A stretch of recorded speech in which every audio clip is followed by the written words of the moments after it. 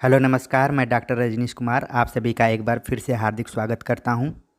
अब हम बात करेंगे जो यूपी पीएससी के थ्रू जीआईसी का एग्ज़ाम होने वाला है उसके हिंदी विषय के पाठ्यक्रम पर।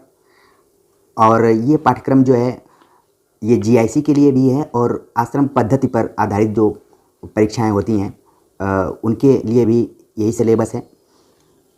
और जो भी जीडीसी की तैयारी कर रहे होंगे उनके लिए जो हिंदी का पार्ट है वो काम में आ सकता है। तो हम ये देखेंगे कि जो यूपी जीआईसी में हिंदी साहित्य का पाठ्यक्रम लगा हुआ है उसमें क्या क्या पढ़ना है। तो पहले जो विज्ञापन निकला था उस विज्ञापन के आधार पर ही जो सिलेबस दिया गया है उस पर हम बातचीत करने जा रहे हैं। पहले लिखा है हिंदी साहित्य का इतिहास, जिसमें हिंदी साहित्य का इतिहास लेखन की परंपरा, हिंदी साहित्य के इतिहास का काल विभाजन, आदिकाल, नामकरण, प्रमुख प्रवृत्तियाँ, फिर भक्तिकाल, सामान्य विशेषताएं, भक्तिकाल की धाराएं, ज्ञानाश्रयी काव्यधारा, प्रेमाश्रयी काव्यधारा, कृष्ण भक्ति काव्यधारा, राम भक्ति काव्यधारा, चारों काव्यधाराओं की प्रमुख प्रवृत्तियाँ, रीतिकाल, नामकरण, प्रमुख प्रवृत्तियाँ, आधुनिक काल, भारतीय युग, द्विवेदी, छायावाद, प्रगतिवाद, प्रयोगवाद, नई कविता, प्रपद्यवाद, नवगीत, विभिन्न कालों के प्रमुख कवि एवं उनकी प्रमुख रचनाएं, प्रसिद्ध काव्य पंक्तियों एवं सूक्तियों के लेखकों, कवियों के नाम। तो इस तरीके से हिंदी साहित्य का इतिहास का जो सिलेबस दिया गया है उसको बता दिया गया है। हिंदी साहित्य के इतिहास लेखन से लेकर नवगीत तक आपको पढ़ना है। इसके अलावा जो अन्य गद्य विधाएँ हैं उनके से संबंधित चीज़ों को भी पढ़ना है।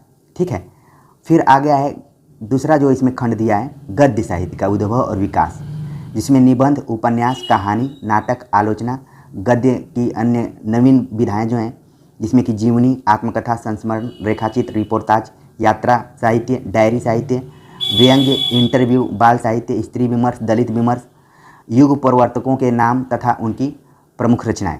ठीक है, तो अभी तक जो भी आप टीजीटी पीजीटी के एग्ज़ाम की तैयारी कर रहे होंगे लगभग इसी पाठ्यक्रम के आधार पर कर रहे होंगे। तो ये दो खंड तो आपके लिए इम्पॉर्टेंट है। इसमें पत्रकारिता को इम्पॉर्टेंट रूप में शामिल किया गया है कि प्रमुख हिंदी पत्र एवं पत्रिकाएं, स्थान, प्रकाशन वर्ष तथा उनके प्रमुख संपादकों के नाम। तो इसको ध्यान में रखने की ज़रूरत है। ठीक है, फिर काव्यशास्त्र। काव्यशास्त्र में भारतीय काव्यशास्त्र, काव्य लक्षण, भेद, रस, छंद, अलंकार, काव्य संप्रदाय, काव्य गुण, काव्य दोष और शब्द शक्तियाँ, इसको पढ़ना है। तो इन टॉपिक्स पर इस चैनल पे ऑलरेडी कुछ इम्पोर्टेंट करके वीडियो अपलोडेड हैं, उनको आप देखिए और समय के अनुसार हम लगातार और भी महत्वपूर्ण चीज़ों पर विचार करते रहेंगे। ठीक है, अगला जो इसमें पॉइंट्स दिया गया है भाषा विज्ञान। भाषा विज्ञान है कि हिंदी की उपभाषाएँ, विभाषाएँ, बोलियाँ, हिंदी की ध्वनियाँ, हिंदी शब्द संपदा, इसके बारे में तो इस पर भी वीडियो मैंने बनाया है, उसको आप देख सकते हैं। हिंदी व्याकरण, हिंदी व्याकरण है जिसमें कि संधि, समास, कारक, लिंग, वचन, काल, पर्यायवाची, विलोम शब्द, वर्तनी संबंधी अशुद्धि शोधन, वाक्य संबंधी अशुद्धि शोधन, वाक्यांश के लिए एक शब्द, अनेकार्थी शब्द, समुच्चारित प्राय भिन्नार्थक शब्द, विराम चिन्ह, मुहावरा और लोकोक्तियाँ, संज्ञा, सर्वनाम, क्रिया और विशेषण, उपसर्ग, प्रत्यय। तो ये हिंदी व्याकरण के अंतर्गत सारी चीज़ें दी गई हैं, तो इनको भी आपको ध्यान में रखना है। हिंदी व्याकरण संबंधित जो बेस्ट किताबें हैं उनके बारे में भी मैंने चर्चा किया है, तो उसको आप देख सकते हैं। खासतौर से जो टीजीटी और पीजीटी की तैयारी कर रहे होंगे उनके लिए तो मुश्किल नहीं होगी, लेकिन जिन लोगों ने केवल यूपी जीआईसी और आश्रम पद्धति का फॉर्म भरा होगा उनके लिए थोड़ा सा मेहनत करना पड़ेगा। और इसमें जुड़ा हुआ है संस्कृत साहित्य के प्रमुख रचनाकारों के नाम एवं प्रमुख कृतियाँ। ठीक है, जिसमें कि कालिदास, भवभूति, भारवी, माघ, भास, बाण, श्रीहर्ष, दंडी, मम्मट, भरत मुनि, विश्वनाथ राजशेखर और जयदेव, ये सब रचनाकार हैं, तो इनके बारे में आपको पढ़ना है। संस्कृत साहित्य के प्रमुख रचनाकारों से संबंधित भी एक वीडियो लेक्चर बना हुआ है और आवश्यकता पड़ेगी तो परीक्षा के दृष्टिकोण से हम लगातार इस पर बात करते रहेंगे।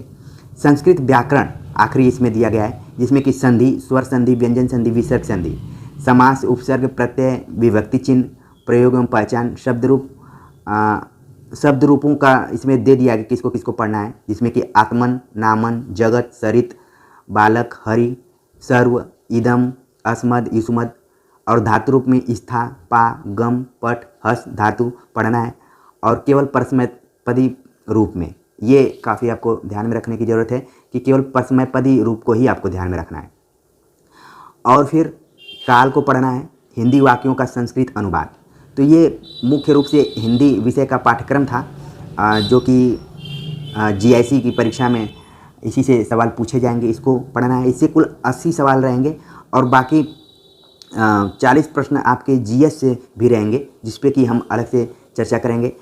ठीक है, तो कमेंट्स कर जरूर बताइए कि ये पाठ्यक्रम आपको, इसमें लगभग 50% आपकी तैयारी हो गई होगी। कुछ नए टॉपिक्स इसमें होंगे जिनको कि ध्यान देने की ज़रूरत है। और फ़ायदा एक आपको ये मिलेगा कि लगातार परीक्षाएं हो रही हैं, तो ज़्यादा कुछ मेहनत नहीं करने की ज़रूरत है, बस प्रैक्टिस करते जाना है। और इस चैनल से जुड़ कर रहिए ताकि आपको नई नई जानकारी मिलती रहे।